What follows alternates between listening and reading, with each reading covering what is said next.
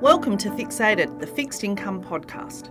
I'm your host, Elizabeth Moran, Editorial Director of Fixed Income News Australia. Join me as I talk about the latest news, views and education in fixed income investment. I'll be joined by industry experts from Australia and across the globe. Welcome. Today I have with me Frank Danieli, who is Head of Credit Investments and Lending at MA Financial. We're going to be discussing private credit and addressing some recent criticisms. Welcome, Frank. Great to be here with you, Elizabeth. Thanks so much. Before we get underway, can you please explain what private credit is, and is it the same as private debt? Private credit is really simple. It's really just lending that is happening outside of the banking system or the fixed income markets, the traditional fixed income markets like bonds.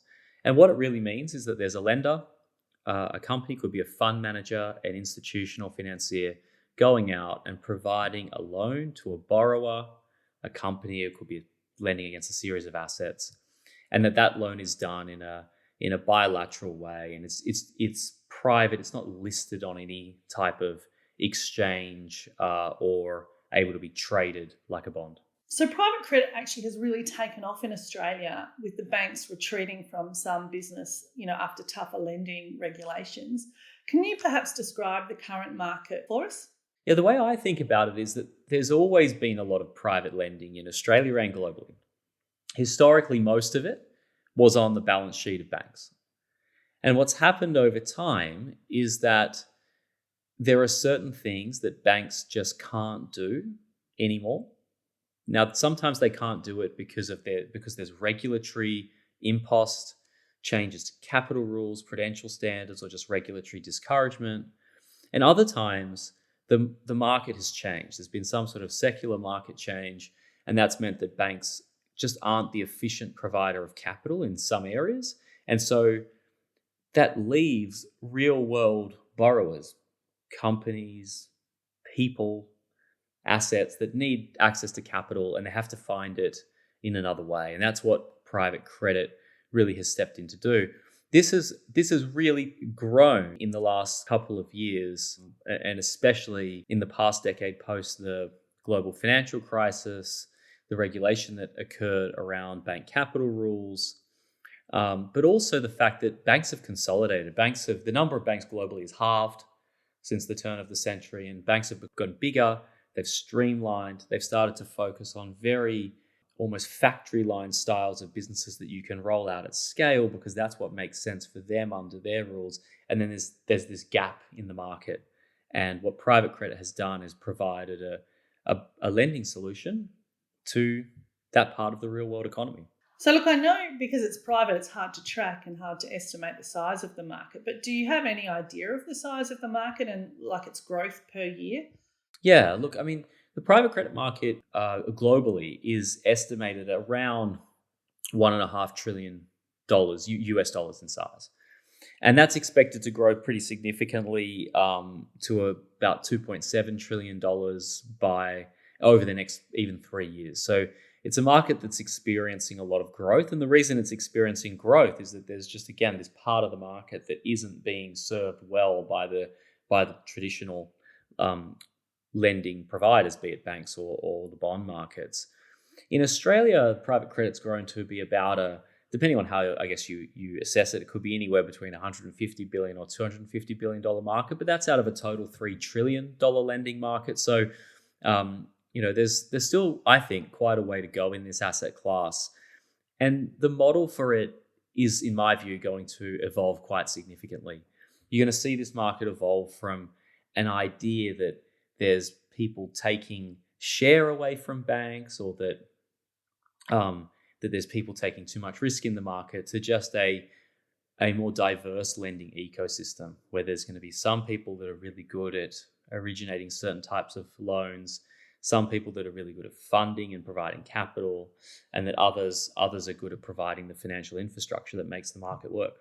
So there's concern that the market is acting like a shadow banking sector without the regulation, the oversight. How do you respond, and do you think there needs to be additional oversight of the sector? Well, in private credit, there actually, in my view, is quite a lot of transparency, and there's quite a lot of discipline. The discipline comes from the fact that what you're doing in private credit is that you go out to prospective investors and you go out with an idea, a mandate that says, this is an area of the market where I've got edge in lending for some reason. And if you're eligible, you should invest with me and not my competitors. And those investors follow you, often monthly, at least quarterly. They track your performance. They track it in absolute terms. That is, how safe did you keep my money and how much return did you give me? And they track it on a relative basis. That is, I could have put my money in bonds and traded at any time. I gave up that liquidity to give the money to you. How well did you perform compared to that traditional fixed income? So you're really held account by your investors. I think if you compare that to where lending was done historically in banks, the depositors don't have any transparency really as to what the bank is doing. They're totally reliant on the regulator to keep the bank honest. In the world of private credit, the investor is keeping you honest, because if they don't like what they see, they don't like the returns, you're not doing a good job on a risk-adjusted basis, they'll pull their mandate, they'll take their money away and they'll reallocate it somewhere else. So you got a high degree of, I think, self-regulation in the market by virtue of the structure of it. And certainly the best managers provide good reporting and good transparency to their investors to enable them to do that. And they generally focus on areas where they have some degree of edge. That said, we at MA are private credit managers. We're alternative asset managers generally.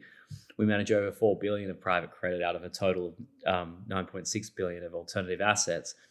It's obviously a space we like as a result, but there are parts of the market I'm worried about, if I'm totally honest. I think anytime you see an area that's growing, you'll see new competitors enter the space. You'll see people pop up and try and reinvent themselves into something that can accumulate assets under management in that growing space. And there are pockets of private credit where you're seeing that. So there's a lot of really positive tailwinds in this sector, but there are some bad and some ugly things that are going on in, I would say, a very small part of the market, and it's quite isolated. But the largest players at scale are really tapping into this theme of providing credit to real world borrowers that can't otherwise, that can't have that solution that they used to be able to get from traditional sources.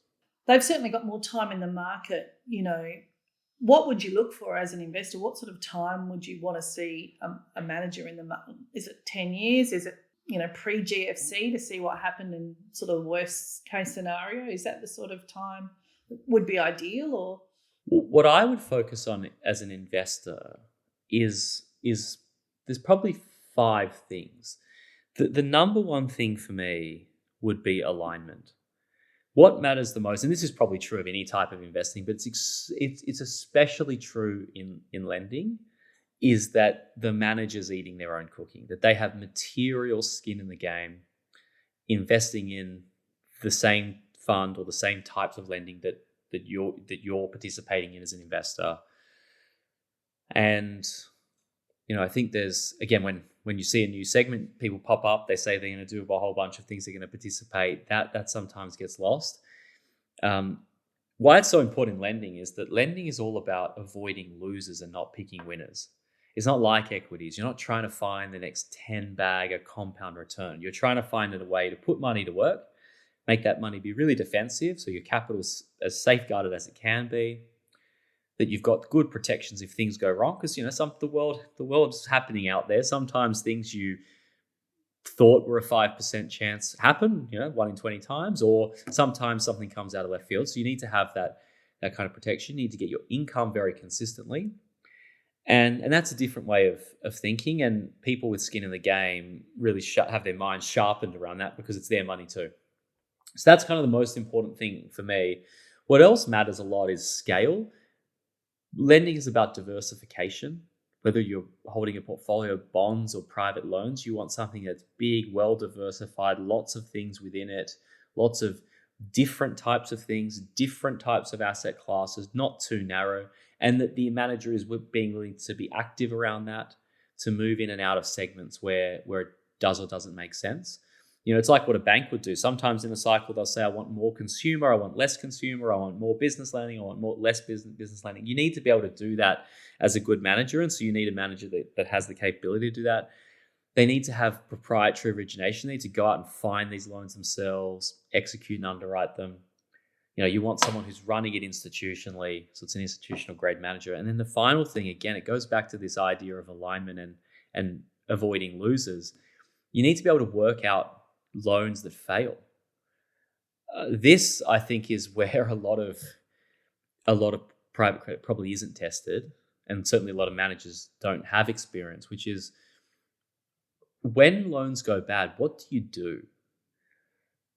And I mean, I started my career in this, what I call the dark side of credit. I was a special situation, so meaning like, that's a euphemism. It's restructuring loans that went bad balance sheets on often good companies, but bad balance sheets, or where lenders made mistakes, and fixing them. I was a special situations investment banker. And so I spent my long time in my career fixing debt that went wrong. And then now I'm running what we call a performing credit business. So running a business where we go and make loans that hopefully don't go bad. All the things that can go wrong. You've seen it all, and it's such a good place for an analyst to start. And I sort of started in a similar way in a workout situation, and you've seen the worst. So, it gives you ideas on how to prevent it for sure.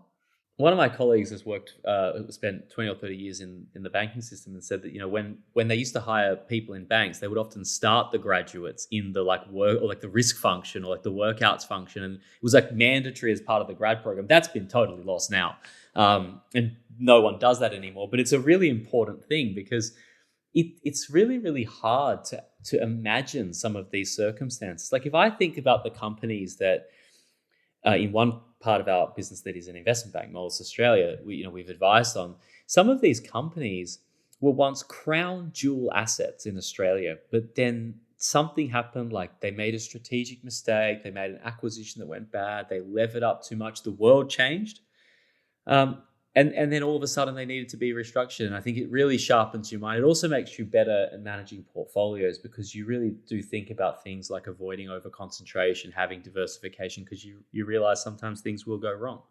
And you actually, as you said there, Elizabeth, you actually know what to do, which is, you're not a deer in the headlights. What do you actually do when this loan goes bad? That's, in my experience as on the advising on restructures and working out these credits, a lot of the time, the problems that people faced could have been mitigated if they had acted proactively, but they were just totally deers in the headlights. Both the lenders, and at that time it was all the banks. It was not this was not a non-bank problem; it was a banking problem around the financial crisis, and the companies themselves, they just didn't have the ability to deal with the emotional side of it, because they didn't know what the toolkit was.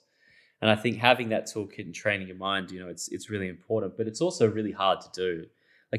Imagine when the market's really good, it's hard to get your team to focus on risk management. It's hard to spend the time, devote the resources, people, money, cost in your business to actually think about these things and prepare for them.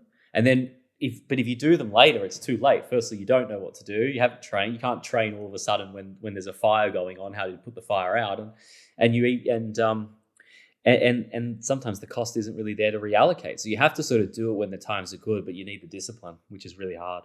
One of my thoughts always, and I'm very risk averse, is that, if you have a loan, you borrow money, you need to be able to pay back principal and interest installments. And if you can't afford that, you can't afford the loan. Interest only is not, I don't think, short term and help you out and all that sort of thing. But as a lender, I always want to see principal being repaid. And then, of course, your debts and your risk is coming down at the same time. But let's move on. I've got this long list of questions, Frank, and it's so good. We're already getting right into it. So how do you weigh up the pros and cons compared to traditional bond portfolio? What are the pros and cons of private credit versus traditional bonds? Look, if you do it well, the good thing about private credit is that you should be making a pretty much bilateral loan, or at least a loan in a very small club, like you, two other people. And what that means is you've got control. So you can set the terms, design the debt documents, craft the covenants for whether it's for serviceability, like you just talked about, or design your own security features or whatever to give you the protections that you want. And that's very unique.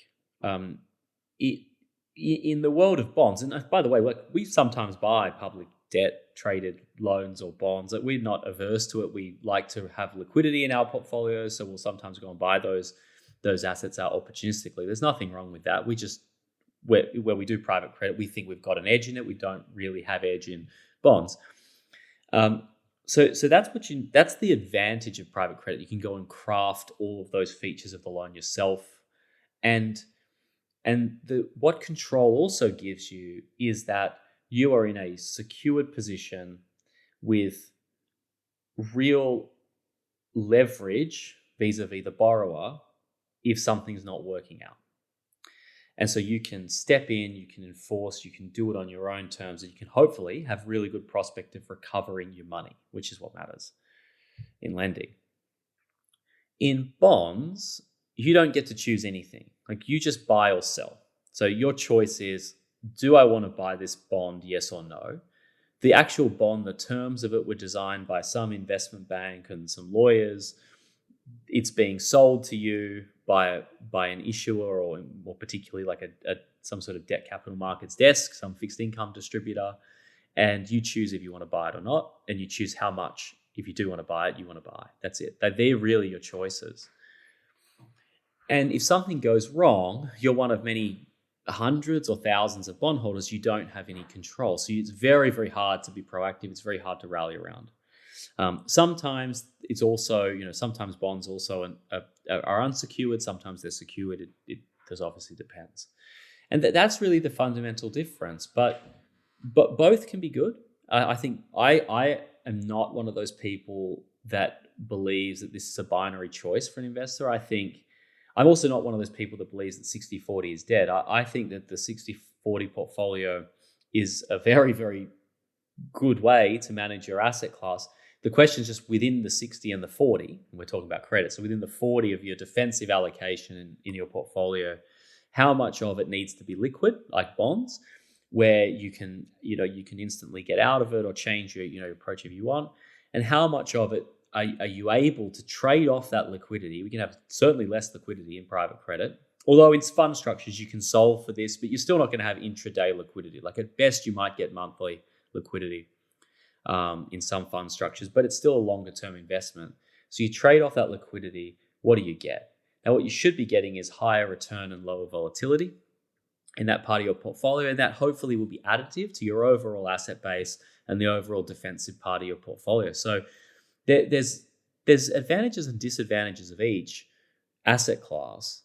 I think they're actually really complementary, and they're solving for different problems. I think they're very complementary as well. And I mean, we see now big pension funds, superannuation funds buying into private credit because they have long-term liabilities in terms of paying out a pension. So if you are an investor looking very long-term and looking into retirement, then those sorts of assets might well suit you, having that stability of the income, monthly income, and long-term nature of it.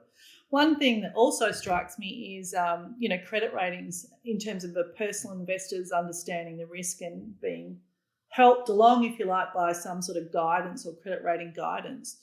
Even in private credit, some of the companies that are rated are still borrowing privately. So it's not all, companies or entities without ratings, or smaller companies or higher risk companies in private credit. It's still the full spectrum of borrowers.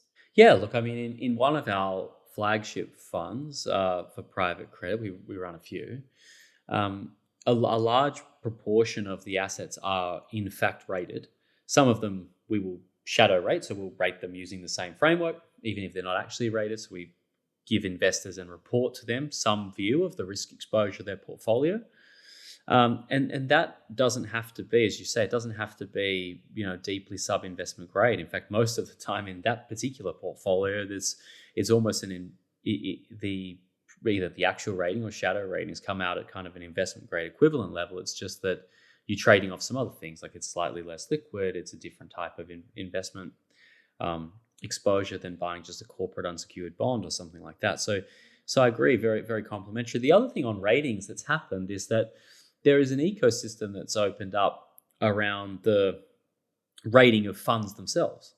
And some of our funds are rated by people like there's Lonsec and SQM and Bond Advisor, and there's others out there that provide fund research coverage. And so as part of their research, they'll give a view on what that fund does, what's in the fund. They get to go under the really under the hood and do the types of due diligence that an institution or investor would do on a fund, and provide a view to investors that then they can make an assessment of.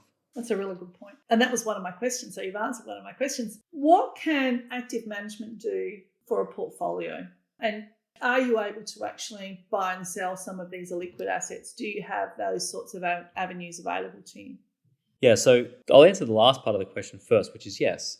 Although private loans are not traded frequently, they are tradable in many cases. And that's often because, as I said, you set the terms. So often you'll set terms that give you the ability either at certain times or within a certain time horizon to exit the position.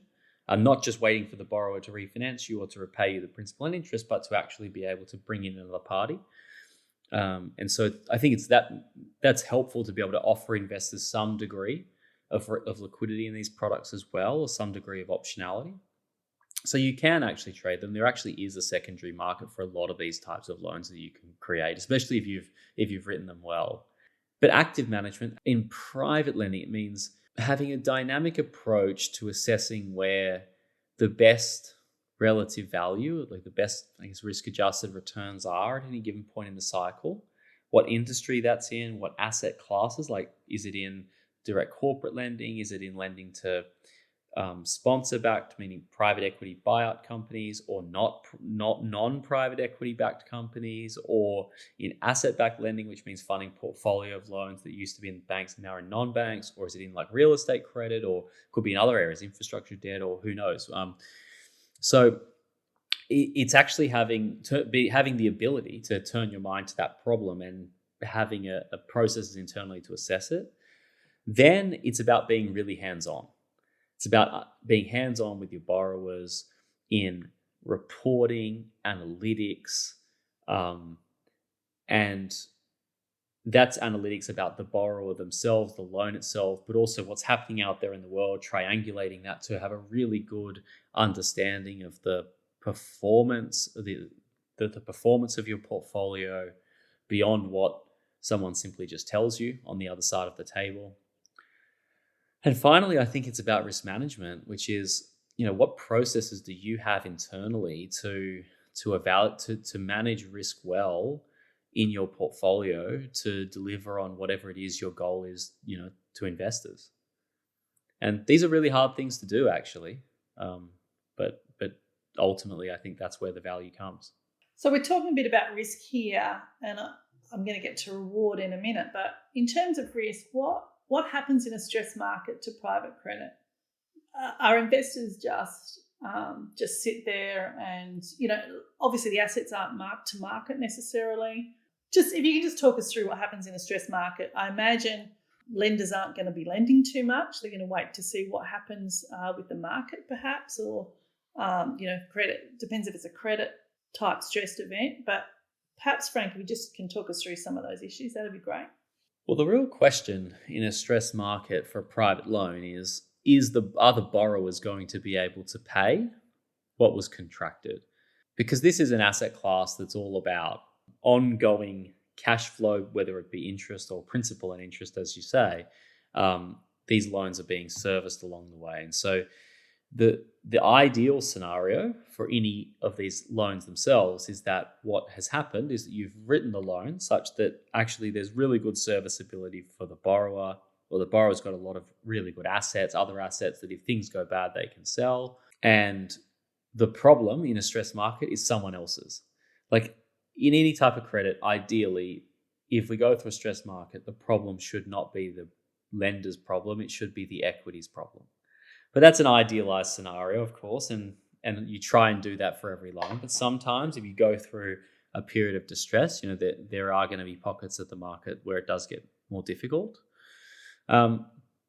So I don't know at an industry level what's going to specifically happen with private credit overall, because it's just such a broad term. It's like, what would happen to the banking system in a period of stress? I think that most loans that have been written by the scaled, high quality private credit managers will, of course, see elevated pockets of stress if we go through a recession. But I think that most of those loans have been written with, to borrowers that will either have, that have sufficient assets, or with sufficient asset coverage, or there's enough resiliency for the lenders to be able to be okay through a cycle, even if, everyone has to roll up their sleeves. There'll be pockets of the market, where that hasn't been the case. What I can talk more specifically about is our own portfolio and what we do around that, which is we do this thing called War Games. We do it every 6 months. We're doing it right now. In fact, War Games is being held next week as we record this on the 12th of August. Next week, we're doing our War Games. War Games for us is a semi-annual process we do where we stress test every single asset. So over 100 and over 150 loans now we have in our portfolios. We stress test a moderate recession, a severe recession, and then a financial crisis combined with a depression on all of our loans, and see what happens. We look at things like, GDP growth, borrower income, unemployment, business confidence, et cetera. We look at dozens of economic factors and we overlay that on the books.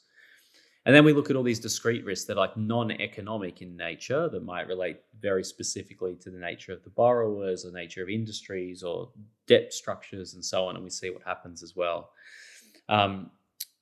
We'll see next week what happens at the current time. But the last time we did this in the beginning of this calendar year, where we kind of got to was that in a moderate recession, less than 1% of our loans would face a material kind of degree of risk, and we'd have to really roll up our sleeves. And in a severe scenario, it was around a 3% level of facing risk of material impairment across the total portfolio, which is something we're pretty happy with. We think that given the overall yield on our portfolio, what we're delivering, and our ability to work out credits and try to improve those outcomes was pretty good. We thought overall that we'd done our job well, and I think that those, by the way, are materially higher levels of than what we're kind of, even though they sort of sound low, I guess, materially higher levels of risk than what we see in the book today. At the moment, our performance has been very, very strong and resilient. But why we do that exercise is that we don't want to delude ourselves. We know that if we go through economic stress or any of these left field discrete risks occur, then we're going to face risks in our portfolio as lenders, and we want to make sure that that's someone else's problem. It's the equities problem. And we try and build these game plans where we say, okay, well, we do war games because we work out where these risk pockets are. Then we run a session where we practically crack open the debt documents. We go through and scenario plan what would we actually do practically if XYZ risk occurred to this loan we've done. And we build a plan. And so that way, hopefully, if we go through a recession, instead of having to just say, oh my God, we're the deer in the headlights that I used to see as an investment banker, instead, we say, okay, break glass now. Here's the plan. This is what we do. Let's go do the following sets of things, because that's going to give us the best chance of protecting capital, for our investors, which is what we've promised them that we will do. I know one of the main things when you're assessing private credit and thinking about investing in a fund is whether the fund has originated the deal or not, or whether they have bought into someone else's deal. Are all M&A financials deals originated, or part originated, part other deals? About 80% of our loans, and in fact this year it's been high, it's been about 90%, but about 80% of our loans have been originated in a proprietary sense. That is, we've gone out and originated them ourselves. And the part that's not proprietary is intentional. I said earlier, we sometimes buy bonds or traded loans and things like that because we want to have part of our portfolio that is liquid. And we will do that. We'll buy into those more traded markets like bonds opportunistically. If you recall, probably 18 months ago now, there was a crisis in the UK following some announcements around certain government policy initiatives caused the currency to swing, and there were a whole bunch of pension plans that had done liability-driven investments, LDI, that basically resulted in them having all these margin calls on derivatives, and they had to sell assets. They had to fire sale assets. They sold high-quality bonds, basically. Some of those included high-quality Australian bonds, so we were like, great. We stepped into the market and we bought some of those. We got to buy them really well. We've opportunistically, when there's been market fragmentation, picked up public assets over time, and that's great. So they've been good investments for us, but also it means holding these liquid pockets that if we see an opportunity, we can sell those assets and execute on it. We can use it to support providing investors some degree of liquidity in private market funds.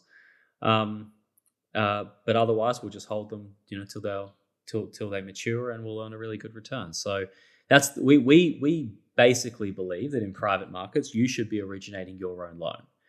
You shouldn't really be buying pieces of other people's loans unless it's intentional, and the intentional reason is because it has some portfolio effect that's beneficial to you.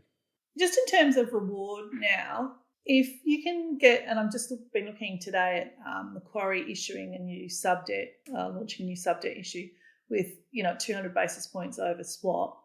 What sort of margin on top of that would you be looking for in a private credit transaction? Yeah, look, my view is that you should be looking for a premium in private markets of between 200 to 250 basis points relative to public markets through a cycle. At different points in the cycle, that margin will expand or contract, but generally, that's what you should be looking to achieve. And I think that's made up of a couple of things. So the first component is just liquidity itself. I actually don't think you need that much of a return pickup to trade off liquidity. I think that maybe it's like 100 basis points. And then what you should be getting in private markets is something that's a bit different to what you can get elsewhere, that has some sort of excess return feature, because it is proprietary. It's not done off the shelf, and there should be some sort of premium for that. And that's where the other element to get you to do a 200 or thereabouts basis point, maybe a little bit more premium, comes from. And are there types of loans in the market at the moment that you would avoid, and types of areas actually also where you see opportunity? Yeah. There've been a lot of loans that were originated at a time when it was a borrower's market, and they have really weak debt terms, weak covenants. A lot of that actually is in like the syndicated loan market globally, so sometimes called the leveraged loan market, which is more or less it's traded market actually. I mean, some people call it private credit, but it's like a traded leveraged loan market globally.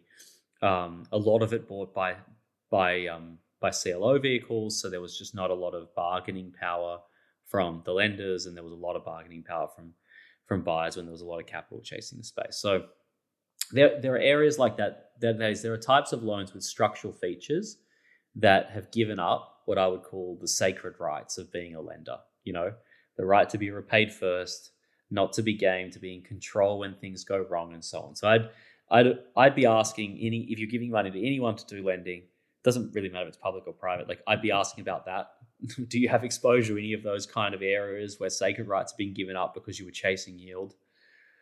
And then as it relates specifically to types of companies or industries or assets, what I'd say is for companies and industries, I think that we're getting to a point where there is going to be a lot more stress on consumer balance sheets. I think that a lot of the excess savings built up through COVID have been depleted.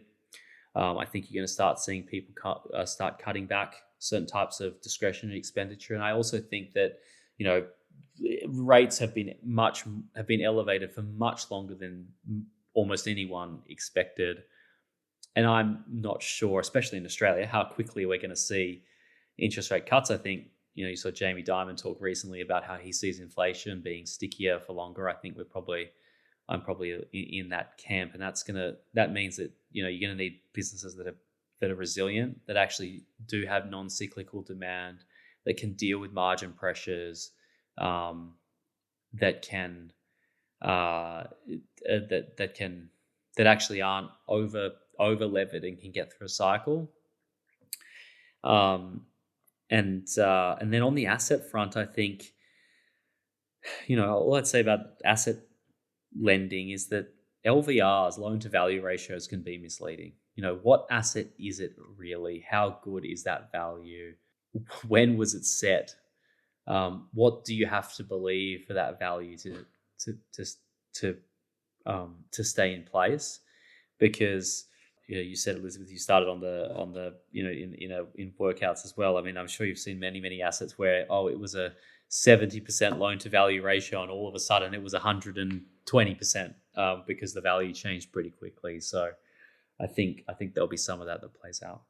Just talking about arrears and credit and workout situations, there's been some chatter that arrears are increasing across the market.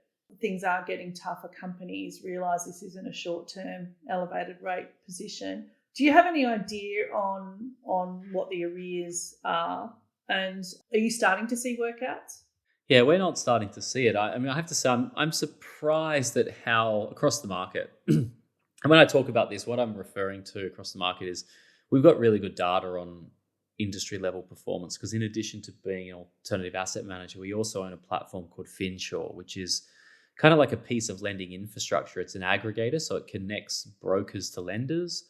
3,500 brokers subscribe to this platform now. It's got $120 billion of loans, and it's seen 350,000 customers come through it. So it's this enormous piece of, it's just it's sort of like an access platform. I think about it like a piece of financial infrastructure, but it has a lot of data, and it sees a lot of what's happening, whether it be in banks or non-banks, because 75% of loans today in the market go through brokers. And so, it's very valuable as an asset manager actually owning a lending infrastructure like this, because it's got really, really good data. Arrears are up relative to the COVID lows, but they're not elevated compared to pre-COVID levels. In fact, in many asset classes, they're still below pre-COVID levels, which is kind of surprising given you've seen the most aggressive, globally coordinated interest rate rising cycle on record. So that's what I'd say about arrears. We're not seeing elevated pockets of distress in any asset class per se, but arrears are up, but they're actually lower across the market than I would have expected them to be, given where we are. So that surprised me a lot, actually. And within our portfolio, we don't have any that's good such news. exposure. Really? But as I said, it's good news, but we're ready just in case it does happen, because at some point cycles turn. Yeah, and War Games is next week, right? So War Games is next week, so we'll see. Yeah. We'll see. And just in terms of opportunities in the market at the moment? Yeah, so I think one of the biggest opportunities that I see coming up is that I think we're going to move into a world where co-lending becomes a really big theme. And what I mean by co-lending is that banks, non-banks, and asset managers really do not need to be foes. They actually should be strategic partners in the provision of finance to the real economy. And there are people out there who are experts at finding and originating certain types of loans. Car loans, imagine, or business loans, or asset finance, or loans to big institutional companies or whatever. There are businesses that are really good at raising and managing capital, like being an asset manager. And there are businesses that are really good, like banks, at providing transactional banking infrastructure and deposit taking and certain types of very vanilla, basic retail type lending. And these businesses can work these pillars, I would say, of like a lending ecosystem can work together in ways that they haven't always done before. And I think that we're on the precipice of starting to see a lot more of those kind of transactions where different parts of the market almost like do the specialization of labor, focus on what they're really good at, and enter strategic partnerships to provide lending solutions into the market. That's something that is going to happen more and more. I think we've got a New York-based team now, and I think you're going to see a lot of that happen in North America especially, but it will come to Australia. The reason I think you're going to see so much of it in North America is that the fallout from the regional banking crisis last year, March last year was obviously the talk of the town then. It's fallen out of the news cycle. But what's happened is there's 4,500 or so regional banks over there. And all those banks are basically facing significant balance sheet liability management issues. They're trying to solve for that. They're trying to consolidate. They're facing much more regulatory scrutiny than they've had when US regulation was focused on the really big banks. Now it's coming to the big tail of banks. These are the lifeblood of the provision of capital to the real world economy. It's not like in Australia where you've got like five banks or something and everyone else is only like a savings and loan. Over there, these businesses are providing commercial finance just to the real businesses, real world industrial companies and so on that have a reason to exist. And now they can't, and they're going to need to partner with others to provide that solution. But the model for what they do and how they do that, I think, is going to be the next frontier for private credit. And this is a much, much larger market than just providing what a lot of global private credit has done today is just fund loans to private equity companies to do buyouts. Once you start providing capital into the real world economy, we're not talking about a $1.4 trillion market anymore. We're talking about a $5, $6, $7 trillion market. So you're talking about a much, much bigger market, that people can access and that ultimately gives borrowers probably a better solution. They get better service, they get something a bit more flexible and customized to them rather than having to just buy something off the shelf and be treated like a number. And that's good for them and it's good for the lenders because the lenders get to design something bespoke. That's just fantastic. Really great insight. So wrapping up now, just talking a little bit about MA Financial. Can you talk us through some of the products you have and are they available to just wholesale investors or wholesale and retail? And perhaps if you could just talk us through just quickly some of what you've got available, that'd be great. Yeah, sure. Look, at the highest level, so we're an ASX-listed alternative asset manager. We manage $9.6 billion. About $4 billion of that is in private credit, which is where I spend my time. We also have a number of alternative assets around, real estate, growth ventures, and some other asset classes as well. Specifically in fund offerings, we have intentionally made our products not just wholesale. We have a series of wholesale products that are available to either wholesale or institutional type clients, family office types, and so on. But we have also taken a number of our products retail because a lot of what we're trying to do, we're not trying to offer really opportunistic, really way high returns with lots of risk. We're really just trying to offer a genuine alternative for fixed income, and that, as I said, it would hopefully deliver some sort of return premium and lower volatility than what you would get in a more traditional bond offering. And that's the nature of the products we offer. We have one retail fund is a diversified private credit fund. It's got a pretty unique feature because we invest, MA Financial will put 10% co-investment into that fund. It's a nearly $1.5 billion fund now. So we've got a very significant co-investment that's approaching $150 million in size into that fund. We have a real estate credit retail fund that's available in addition to the wholesale offerings that we have. And we have plans to make some of our other flagship offerings available widely as well. So we really do believe in what we do, and we want to make our products available widely. Well, Frank, thank you so much. I should say, if you go to mafinancial.com, you can find out more about that, I guess. Of course, get that plug in there. Our marketing team wouldn't be happy if I didn't put that in there. Yeah, you'll get points now. Thanks so much for joining us, and I found it really insightful. There's lots of good information in there for our listeners, and thanks so much for joining us, Frank. Thanks. It's been a fun chat, and thanks for doing it with me, Elizabeth. Thanks. Thank you for joining us this week on Fixated, the Fixed Income Podcast. Still hungry for more fixed income news, views and education? Then visit fixedincomenews.com.au and don't forget to subscribe to our newsletter to have the latest news delivered right to your inbox. Thanks again for joining us. I'm Elizabeth Moran, and we'll see you next episode on Fixated, the Fixed Income Podcast.